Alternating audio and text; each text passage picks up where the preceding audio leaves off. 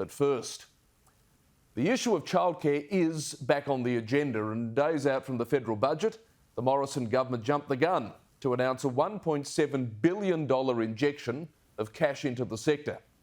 Mind you, Treasurer Frydenberg was at pains to remind us that the $1.7 billion is on top of the $10.3 billion the government already dishes out to apparently make childcare cheaper. But here's the rub.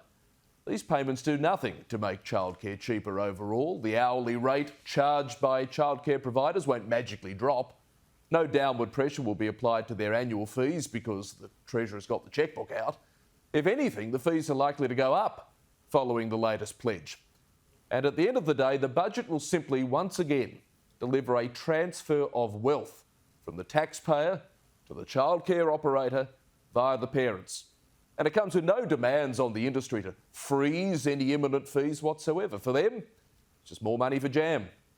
Now, I don't for one moment deny the fact that for a lot of Australian families, the cost of childcare has blown the kitchen table budget to smithereens. It's beyond belief that in some cities, childcare can cost more than educating a 16-year-old at one of the top private schools. It's pure madness. It just defies logic. But if we're to address the root cause of this, we need government to stop adding fiscal fuel to the fire and instead get to work driving real competition into the sector whilst ridding it of any unnecessary regulations which only add to the expense of operating a facility.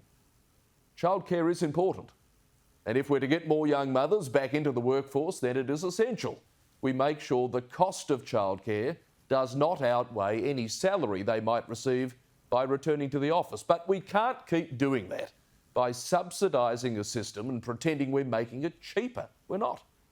And remember, all of this funded with borrowed money, ultimately it'll be the young tackers themselves going into childcare that'll be lumped with the bill. And let us not forget, for those that think, well, the opposition here have the answers, don't hold your breath. They want to provide subsidies to families earning up to $530,000.